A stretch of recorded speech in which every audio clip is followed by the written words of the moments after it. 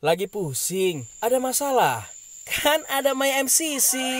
Kini, kirim pokok doa bisa online. Setelah download, langsung daftar, isi data-data yang diperlukan. Setelah login, pilih fitur pokok doa pada menu. Ketik masalahmu, langsung submit. Mudah kan? Ayo semangat, kamu pasti didoakan. Hanya dalam satu aplikasi.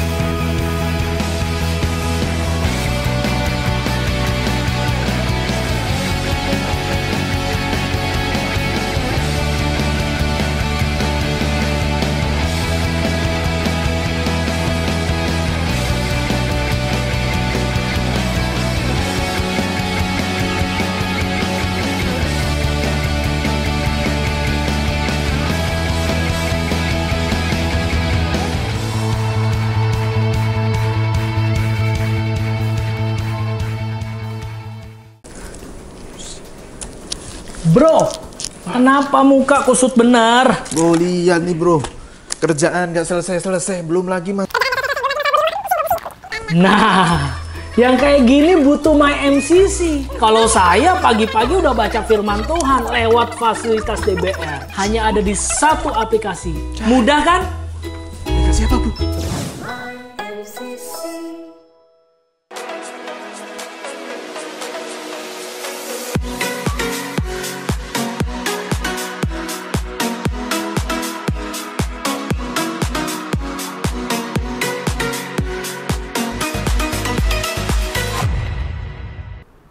Shalom Jemaat MCC BSD, sebelum kita memulai ibadah raya online pagi hari ini, mari bersama kita saksikan dulu inilah MCC BSD News edisi 8 November 2020, berikut liputannya.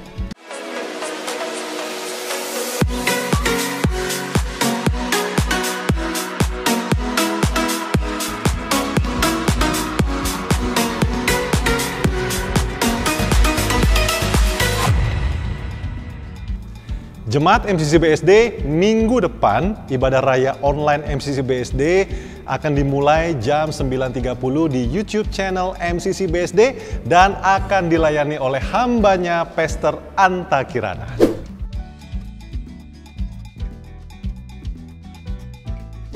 Untuk adik-adik Menor Stars, nanti jam 11 akan ada ibadah online di Zumpa. Tema hari ini, tinggal di dalam Yesus, aku pasti berbuah. Meno and Friends hari Sabtu depan akan hadir menemani adik-adik sekalian dengan tema kelemah lembutan. Pastikan nonton ya.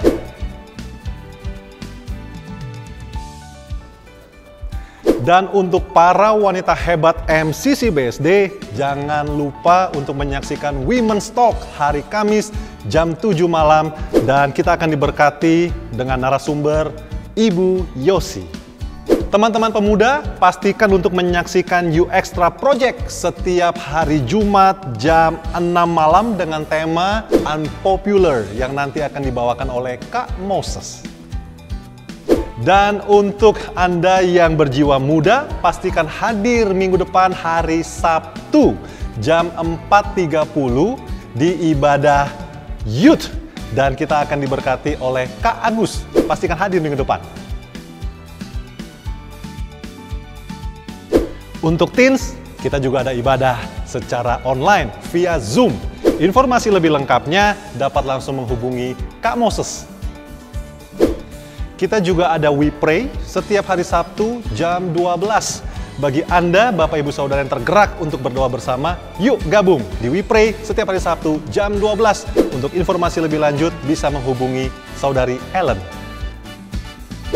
Untuk Anda Jemaat MCC BSD yang belum tergabung di Home, saya ajak kita semua untuk yuk mari kita sama-sama tergabung di Home dan inilah jadwal Home MCC BSD.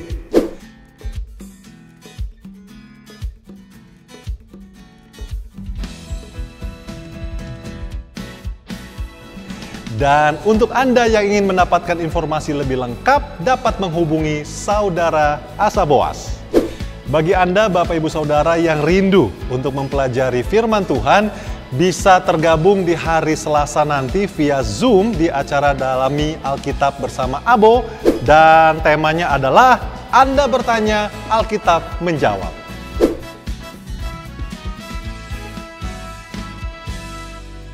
Sekian MCC BSD News hari ini. Selamat beribadah, Tuhan Yesus memberkati. Jangan lupa like, subscribe, share.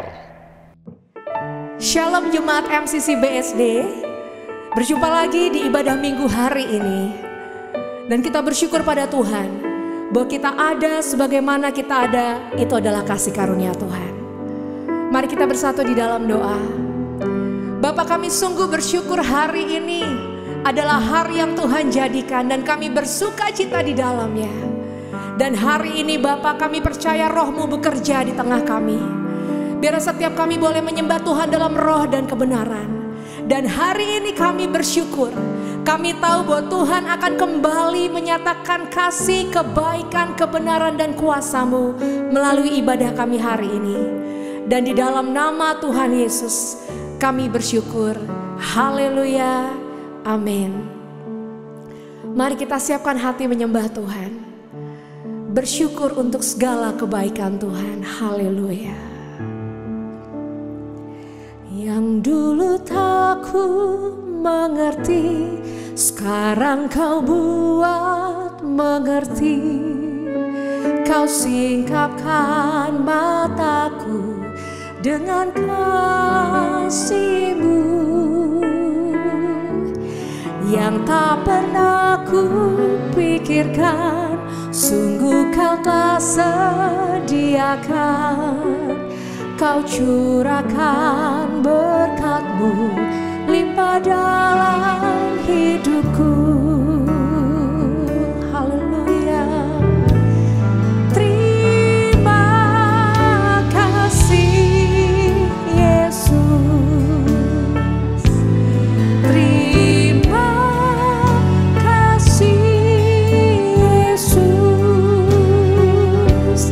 Ku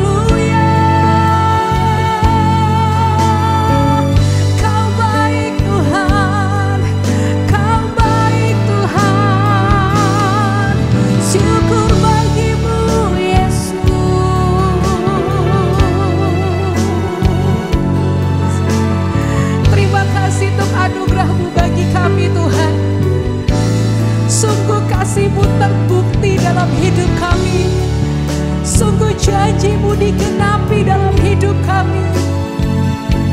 Terima kasih karena Kau Tuhan yang selalu ada dalam hidup kami. Dan terima kasih Tuhan bahwa rancangan-rancangan-Mu indah dalam hidup kami. Terima kasih Bapa. Haleluya. Kami tahu Tuhan, bagi kami Kau lebih dari segalanya. Kau sumber kehidupan kami. Betapa kami bersyukur Kau memilih setiap kami Tuhan. Terima kasih Bapa. Kau panggil, Kau pilih hidup kami, Kau kuduskan kami. Sehingga Engkau memakai kami Tuhan untuk menjadi saluran berkat kasih karunia-Mu. Mari Roh Kudus pimpin hidup kami. Biar terus berjalan dalam kebenaran-Mu. Biar terus berbuah-buah. Dan biar nama Tuhan yang dimuliakan melalui kehidupan kami. Haleluya. Ku rindu setiap waktu hidup di kebenaran-Mu, bukan dengan kuatku, namun karena Roh-Mu. Yesus, Kau yang ku pegang teguh. Engkaulah Tuhan, haleluya. Engkaulah Tuhan. Engkaulah Raja. Berdaulat atas hidupku, ku berserah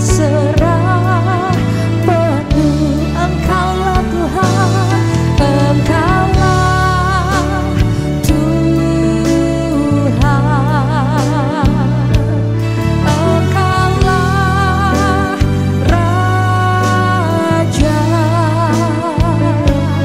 Berdaulat atas hidupku, ku berserah penuh.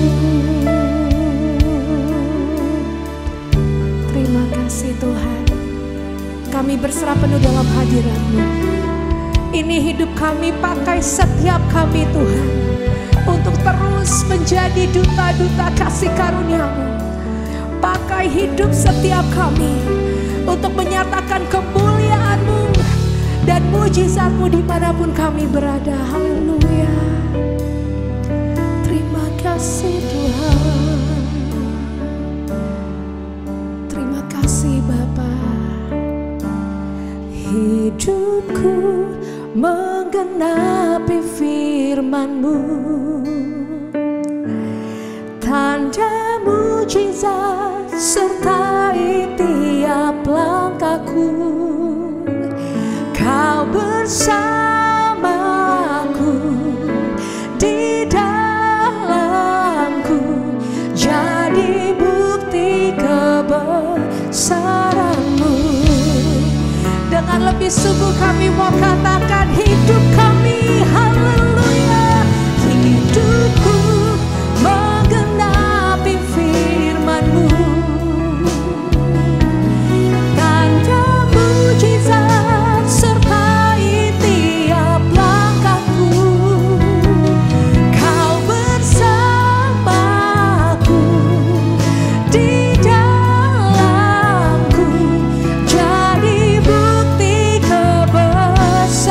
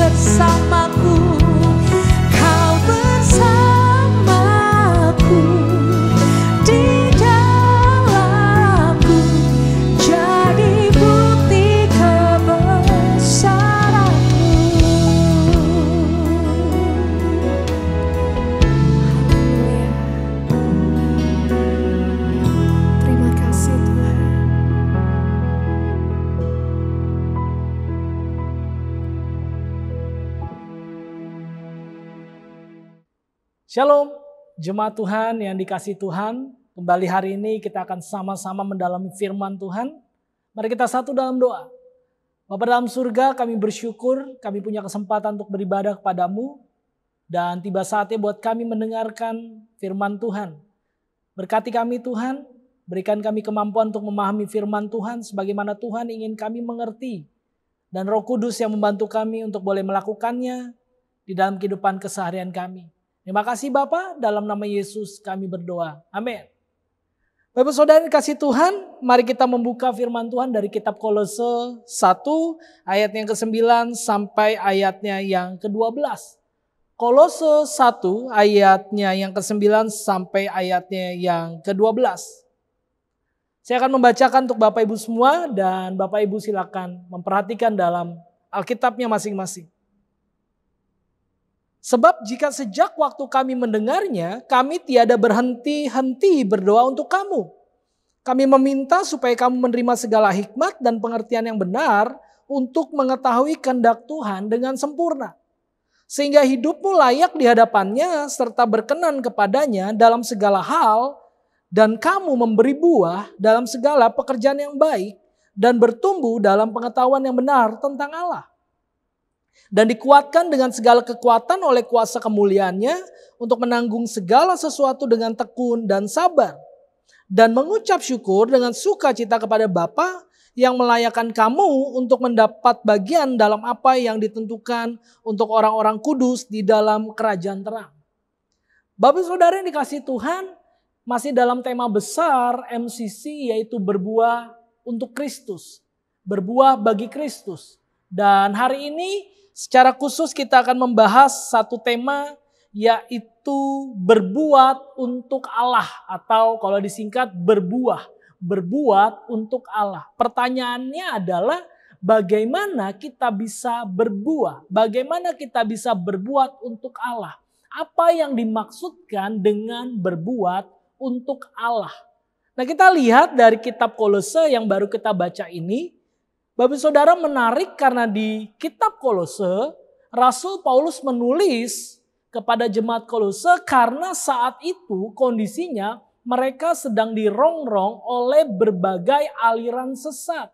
Berbagai pengajaran-pengajaran sesat.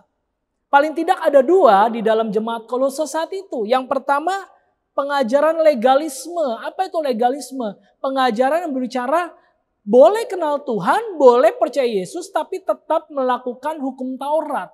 Tetap melakukan hal-hal yang diwajibkan oleh Taurat.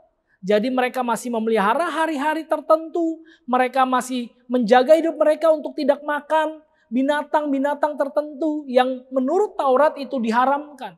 Lalu yang kedua adalah pengajaran tentang gnostik. Apa itu gnostik? Dari kata gnosko, dari kata pengetahuan. Artinya ada orang-orang yang mengajarkan Yesus yang lain. Bukan Yesus yang murni yang diajarkan oleh para rasul dan Paulus khususnya. Jadi Yesus yang harus bisa dicerna secara logika. Yesus yang harus bisa dicerna dengan sisi pengetahuan. Sementara kita tahu bahwa Yesus bukan bicara tentang sekedar pengetahuan. Betul, kita juga harus bisa melogikakan setiap firman Tuhan. Apakah ini tepat buat saya? Apakah ini benar pemahamannya? Tetapi bukan berarti apa-apa semuanya berdasarkan pengetahuan dan pemikiran kita pribadi. Nah, itulah dua ajaran sesat yang sedang berada, sedang berkembang, sedang merongrong jemaat Kolose waktu itu. Di tengah-tengah pengajaran-pengajaran sesat, maka Rasul Paulus memberikan suratnya kepada jemaat Kolose. Rasul Paulus tidak membuka jemaat ini sendiri, karena kalau kita baca di ayat 7 dari Kolose pasal 1, dikatakan semuanya itu telah kamu ketahui dari Epafras. Jadi orang yang memimpin jemaat Kolose waktu itu bernama Epafras. Dari Epafras lah Paulus mengetahui apa yang terjadi dengan jemaat di Kolose. Kolose itu letaknya dekat Efesus. Nah, ketika Paulus melayani jemaat di Efesus, maka Paulus melintasi wilayah Kolose. Dan secara singkat dia bisa tahu ada problem di jemaat Kolose. Yaitu tadi yang saya udah bahas, bahwa paling tidak ada 2 ajaran sesat yang sedang merongrong jemaat waktu itu.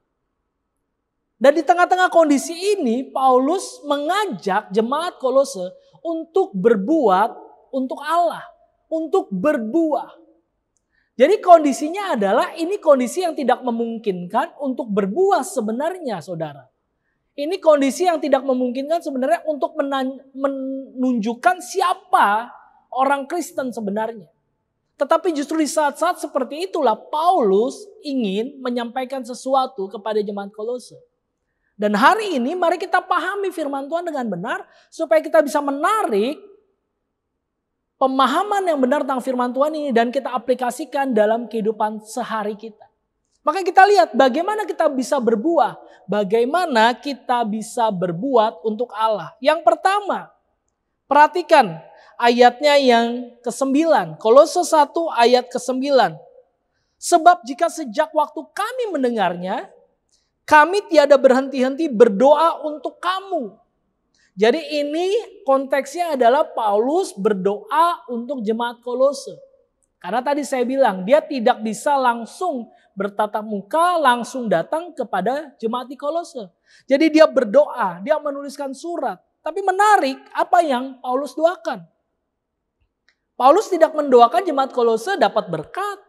Paulus tidak mendoakan jemaat Kolose kaya. Tidak, tapi Paulus berdoa, perhatikan, supaya kamu menerima segala hikmat dan pengertian yang benar untuk mengetahui kehendak Tuhan dengan sempurna. Jadi yang pertama yang Paulus ingin ajarkan buat kita hari ini, kalau kita ingin berbuat untuk Allah, kita harus mengetahui kehendak Allah. Kata kehendak memakai kata telema. Dalam teks Yunani memakai kata telema, artinya adalah tujuan Allah. Jadi bukan cuma sekedar kehendak Allah, keinginan Allah, tapi purpose-nya Allah. Apa tujuannya Allah? Dan ini menarik Bapak Ibu Saudara.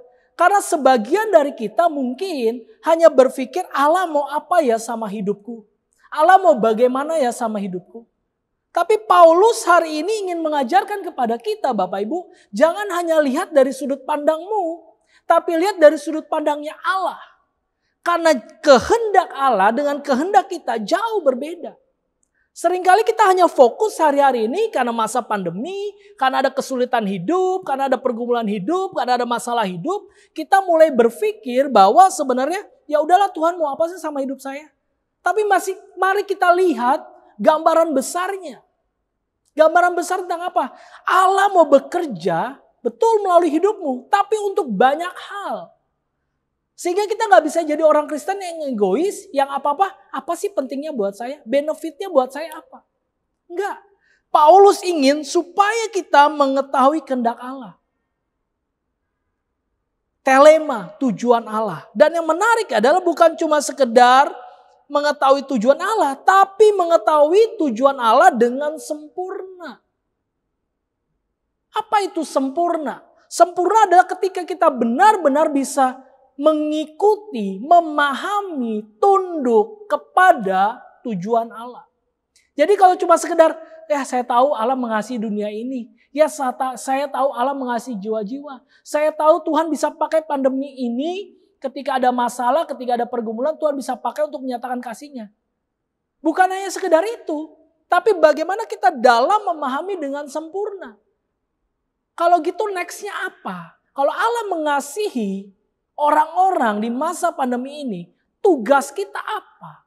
Itulah kesempurnaan yang dimaksud. Jadi jangan cuma sekedar, oh ya Allah tahu. Lalu kita cuma berempati, tapi kita tidak punya aksi. Yang Allah mau kita bisa memahami tujuannya secara lengkap, secara utuh, secara sempurna. Sama dengan Rasul Paulus. Ketika dia tahu jemaat Kolose dirongrong dengan berbagai ajaran palsu. Maka dia tulis, kamu harus tahu tujuan Allah. Karena orang yang tahu tujuan Allah dalam hidupnya secara utuh, secara sempurna, tidak akan disesatkan. Hari-hari ini banyak pengajaran Bapak Ibu Saudara. Ikut Tuhan, kaya. Ikut Tuhan, sembuh. Ikut Tuhan, sukses. Betul, ikut Tuhan bisa kaya. Ikut Tuhan bisa sukses. Ikut Tuhan bisa sembuh. Tetapi apakah itu tujuan Allah? Apakah Allah datang ke dunia lewat Yesus Kristus hanya untuk menyembuhkanmu, membuat engkau kaya, membuat engkau kuat? Atau ada maksud lebih jauh dari itu? Dan itu yang kita harus pahami. Sebab orang yang tidak tahu tujuan hidup yang Allah berikan baginya, maka dia seperti kapal yang terombang-ambingkan di lautan. Tidak tahu arahnya. Jadi yang pertama, mengetahui kehendak Allah dengan sempurna. Nah yang kedua, bagaimana kita bisa berbuat untuk Allah? Bagaimana kita bisa berbuat? Kolose 1 ayat 10 dan ayat 11. Sehingga hidupmu layak di hadapannya. Perhatikan, sehingga hidupmu layak di hadapannya. Gak cukup layak di hadapannya, Paulus tambahkan serta berkenan kepadanya. Perhatikan, dalam segala hal. Jadi hidupmu layak di hadapannya dan berkenan kepadanya. Apa sih bedanya layak dan berkenan? Bapak ibu saudara, kalau layak itu ditentukan oleh pihak yang nerima. Contoh, ketika saya memberikan sesuatu kepada teman saya, layak gak nih pemberian saya? Maka saya harus berpikir dari sisi si penerima, sisi teman saya. Saya kasih, misalnya saya kasih jam tangan. Saya cek dulu nih jam tangan ini dia suka gak ya? Layak gak saya berikan ini ya? Dari sisi penerimanya. Kalau dia senang, kalau dia suka, saya tahu apa yang dia inginkan. Maka dia berkata, ya terima kasih pemberianmu layak bagiku. Tetapi berkenan juga memiliki arti yang lain. Apakah kita bisa berkenan ketika kita memberi kepada teman kita? Berkenan ini juga bicara waktu. Berkenan ini bicara tentang kualitas. Bapak saudara, apakah selama ini kita memberi kepada Tuhan, memperhitungkan hal ini? Layak gak ini dia menerima ini? Karena dia terlalu besar untuk diberikan apapun. Tahukah Bapak saudara, Tuhan tidak akan menjadi lebih mulia ketika engkau memberikan tepuk tangan baginya. Tuhan tidak akan pernah lebih rendah dari ketuhanannya ketika engkau menghujat namanya. Dia tetap jadi Tuhan, engkau menyembah dia atau tidak. Tetapi ketika bicara tentang layak, engkau sedang berhadapan dengan satu pribadi yang luar biasa. Yang justru sebenarnya melayakkan kamu terlebih dahulu. Dan Tuhan berkata, berikanlah hidupmu itu yang berkenan. Berkenan kepada Tuhan. Artinya apa? Artinya hati Tuhan disenangkan. Bukan dari segi hukum layak, dari segi hukum benar, tapi berkenan kepada Tuhan. Ini lebih pribadi. Ada kalanya persembahan yang sepertinya layak menurut kita berikan, tapi nggak berkenan buat dia. Ada saatnya di mana kita memberikan kayaknya udah all out sama Tuhan, tapi nggak berkenan bagi Tuhan. Contoh, pernah ada bahwa seorang kaya memberikan persembahan kepada Tuhan. Ketika Yesus sedang memperhatikan orang-orang yang memberi di bait Allah. Ada beberapa orang yang memasukkan uang yang banyak. Tapi Yesus sepertinya gak reken, sepertinya dia gak perhatikan. Tapi ketika ada seorang janda yang memberikan 2 peser. Tuhan lihat, pertanyaannya adalah mana yang layak, mana yang berkenan. Kalau dari segi layak, tentu orang kaya yang layak yang memberikan. Tentu orang-orang yang memberikan yang banyak yang layak. Tapi kalau soal berkenan, ternyata janda miskin ini berkenan. Sampai Yesus harus berkata, dia memberikan yang terbaik dari dia yang dia miliki. Wow. Apa artinya, Bapak Saudara? Artinya, biarlah hidupmu adalah persembahan yang layak dan berkenan di dalam segala hal. Jangan sampai ada orang yang menemukan bahwa ya dia layak, dia berkenan kalau lagi pelayanan aja. Dia layak, dia berkenan kalau lagi tenang-tenang aja. Tapi kalau lagi gak tenang, kalau lagi ada masalah kayaknya dia gak layak tuh. Paulus berkata dalam segala hal. Dan perhatikan ayat Perhatikan kalimat berikutnya. Dan kamu memberi buah dalam segala pekerjaan baik.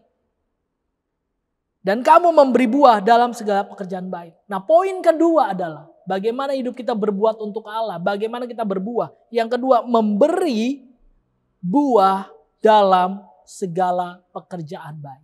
Memberi buah dalam segala pekerjaan baik. Kenapa? Karena ada orang yang memberi buah tapi pekerjaannya tidak baik. Buat apa buahnya kalau asem? Orang gak bisa nikmati. Kalau tadi kita bicara tentang hubungan kita dengan Allah, yaitu berkenan, yaitu layak.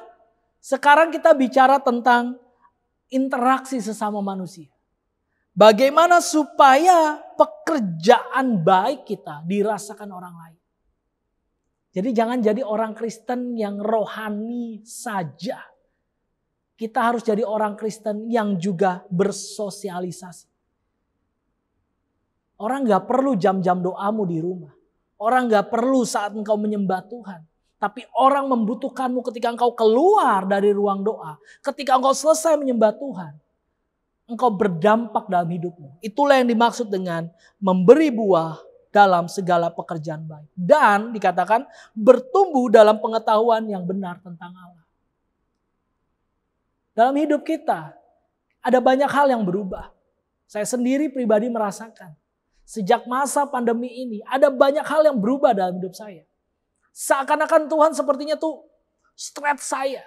Tuhan tarik saya. Yang dulu mungkin saya nggak bisa lakukan. Saya berpikir udah hidup saya cuma untuk A, B, C, D. Tapi lewat masa-masa ini saya seperti ditarik. Seperti tema besar gereja kita, stretch your tent. Betul, kita akan ditarik Bapak Ibu Saudara. Sepertinya sakit, sepertinya dipaksa. Tapi kita terus bertumbuh. Kita nggak stuck, kekristenan kita nggak berhenti. Justru kita semakin bertumbuh dalam pengetahuan yang benar tentang Allah. Jadi bagaimana kita bisa berbuat untuk Allah. Yang kedua, memberi buah.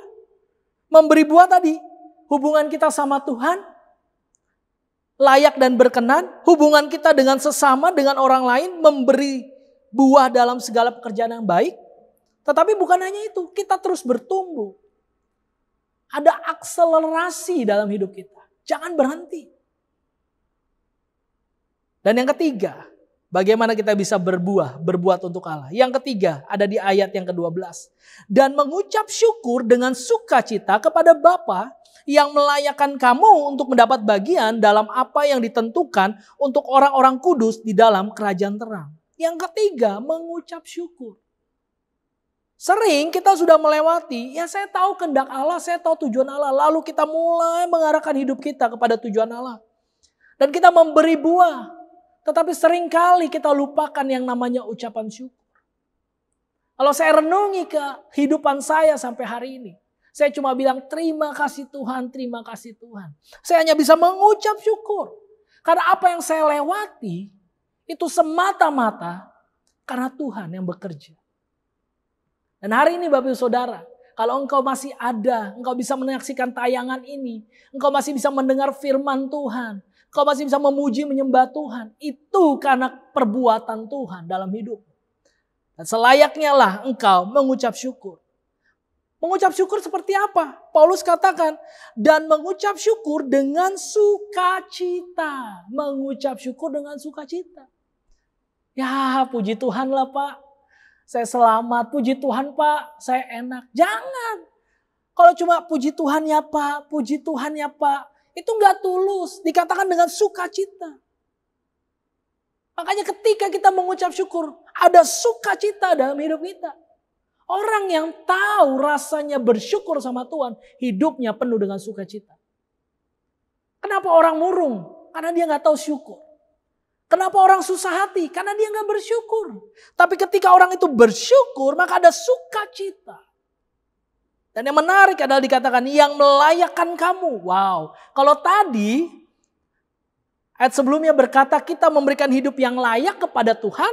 Tapi sekarang dibalik, Tuhan yang melayakkan kita untuk mendapat bagian dalam apa yang ditentukan. Perhatikan kata ditentukan. Itu bicara tentang tujuan Allah tadi, telema tadi, berbicara tentang kehendak Allah tadi. ternyata ujung-ujungnya ini kita akan sampai kepada bagian yang Tuhan sudah tentukan. Untuk siapa? Orang-orang kudus.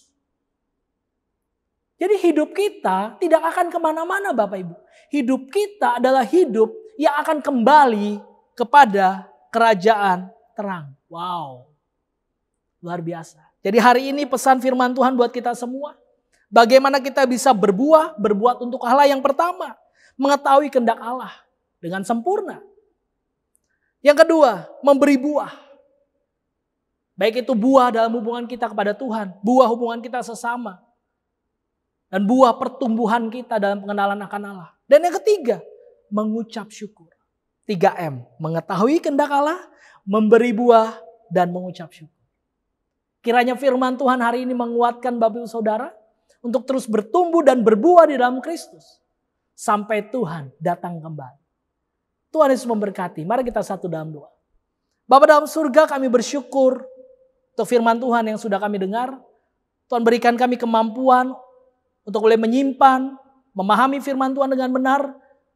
Dan Roh Kudus memberikan kami kemampuan untuk melakukan firman Tuhan ini dalam kehidupan kami. Sekalipun tantangan banyak, sekalipun halangan banyak, sekalipun masalah banyak. Sekalipun mungkin banyak orang yang sedang mengajarkan sesuatu yang sesat, yang salah kepada kami. Tapi kami mau tetap berbuat untuk Allah. Kami rindu Tuhan, kami boleh mengetahui kehendak Allah dengan sempurna. Kami rindu kami memberi buah dalam kehidupan kami. Dan ajar kami untuk selalu mengucap syukur.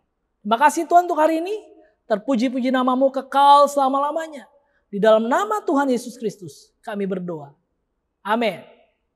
Tuhan Yesus memberkati kita semua. Saya percaya kita semua diberkati oleh firman Tuhan yang telah disampaikan. Dan kini saatnya kita mengembalikan sebagian kecil dari berkat Tuhan yang Tuhan berikan kepada kita. Silakan Bapak Ibu Saudara melihat di layar ada nomor rekening di mana Anda bisa memberikan persembahan, perpuluhan atau ucapan syukur. Kita juga akan berdoa syafaat bersama-sama dan kita akan sudahi ibadah kita hari ini dengan doa berkat. Mari persiapkan hati kita dan kita berdoa bersama-sama. Terima kasih Bapak yang baik, kami mengucap syukur untuk pesan firman Tuhan yang mengajarkan kami untuk berbuah bagi Allah. Biarlah Tuhan kami jemaat-Mu sungguh-sungguh kami mempunyai kerinduan untuk memberi buah kepada Tuhan dan hidup kami bertumbuh secara rohani dan menjadi berkat bagi orang-orang di sekeliling kami. Kami doakan setiap persembahan yang telah diberikan supaya menjadi berkat bagi gereja-Mu secara khusus dan bagi banyak orang di luar sana Tuhan. Biarkan juga apa yang sudah kami berikan ini boleh menjadi berkat bagi diri kami sendiri. Kau sertai berkati mereka yang belum sempat memberikan berkat ini Tuhan. Biarlah Tuhan yang memberikan kemampuan untuk mereka melakukan di hari-hari selanjutnya. Terima kasih Bapak yang baik. Kami berdoa bersama-sama mengangkat tangan kami. Memberkati bangsa Indonesia supaya ada keamanan, ada ketenangan, ada kesatuan. Bahkan sakit penyakit Tuhan dihancurkan dari bangsa ini. Virus corona dihancurkan di dalam nama Tuhan Yesus Kristus. Dan kami berdoa supaya obat vaksinnya segera ditemukan. Tuhan sertai dan berkati Presiden dan Wakil Presiden kami dan seluruh pejabat negara agar mereka mendapatkan roh takut akan Tuhan sehingga berbuat yang terbaik bagi kepentingan bangsa. Kami juga berdoa untuk setiap pemimpin rohani kami Tuhan. Kami doakan untuk tim kepenatuan gereja MCC, untuk Ibu Nani Wijaya, untuk Pak Nathanael, dan juga untuk Bapak Elia Makarawung, supaya Tuhan menyertai memberkati kehidupan mereka, menjadi saluran berkat bagi jemaat-Mu di tempat ini, dan juga Tuhan berikan kesehatan yang prima. Terima kasih Bapak. Kami juga berdoa untuk jemaat-jemaat Tuhan di MCC BSD dan pemirsa yang ada di tempat ini, supaya Tuhan menyertai kami, memberikan kesehatan, melindungi, bahkan memberikan mujizat yang terbaik bagi keluarga kami. Terima kasih Tuhan Yesus. Kami juga akan menerima berkat daripada Tuhan. Angkatlah kedua tanganmu jemaat Tuhan. Terimalah berkat yang terbaik dari Bapa kita lewat Tuhan Yesus Kristus yang telah mati di kayu salib, menebus dosa kita semuanya, bahkan memberikan rohnya yang kudus ke dalam hati kita, menyertai kita semua mulai hari ini sampai Maranatha Tuhan datang kali yang kedua. Di dalam nama Tuhan Yesus Kristus yang telah menerima berkat, bersama-sama kita katakan amin. Haleluya. Selamat hari Minggu dan sampai jumpa minggu depan.